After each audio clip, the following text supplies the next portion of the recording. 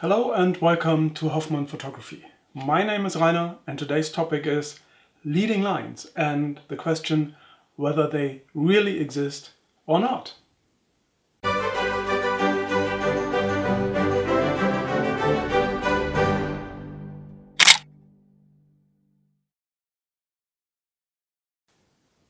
Leading lines are lines in the picture that are meant to lead the viewer's eye into the image and to the main subject of the image.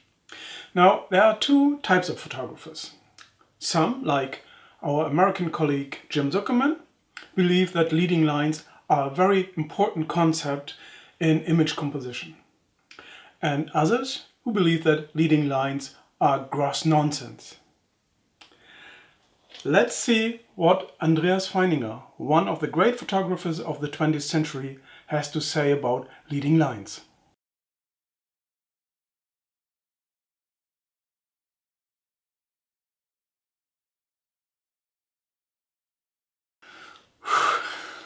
Strong stuff. But he's right. Experiments with eye-tracking devices have conclusively shown that people don't follow any lines in a picture toward the center of interest.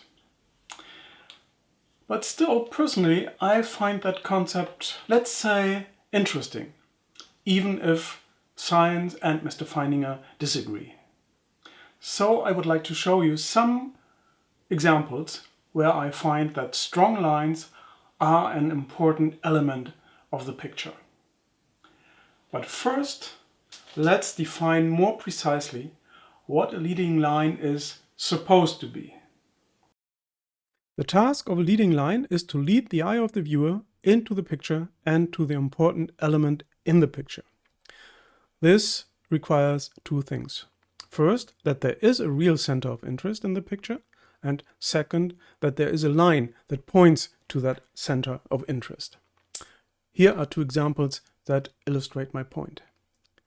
Here it is, of course, the road that serves as a line that leads into the picture. And in my opinion, it does exactly that. But is there a center of interest? Well, I think the mountain in the background is pronounced enough to provide a viable center of interest. Whether or not we believe in the concept of leading lines, the road is at least a very strong graphic element in the picture, and that alone is justification enough to include it in the picture. The white fence is a line in this image, and it leads to the background and especially to this tree. The fence is perhaps not quite such a strong line as the road in the previous example, but it still is an interesting graphic element. According to our definition, a line cannot be considered a leading line if, first, there is no real center of interest in the image, and second, the line leads out of the image. Here is an example of point 1.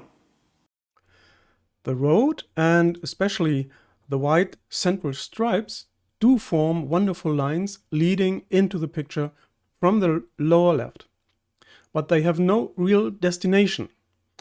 They simply disappear into the distance. The mountains are simply not distinct enough to serve as a main object in the picture. Actually, the road itself is the main subject. And here's an example of point 2. The edge of the rape field forms quite a nice line, but it leads directly out of the picture at the upper right edge. This is anything but a leading line. It merely cuts the picture into an upper and a lower part. I kind of like the concept of leading lines, no matter what Mr. Feininger says. But what's your opinion? Do they exist or are they a fallacy? Please let me know in the comments. That's it for today, and as always, thanks for watching.